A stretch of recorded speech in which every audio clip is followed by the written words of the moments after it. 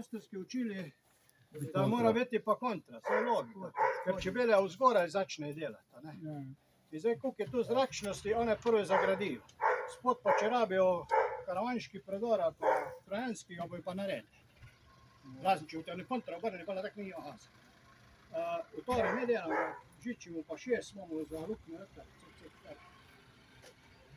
teda ne kompliciramo.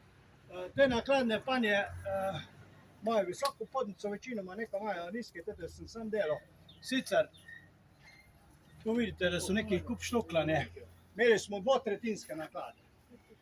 To se pravi 178 visoke okvirje, ampak problem je bil žiček.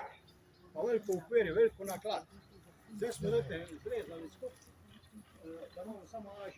Znaš to? Ja, tako da lahko predstavljamo v celem čebeljaku, če rabimo. Na tak način.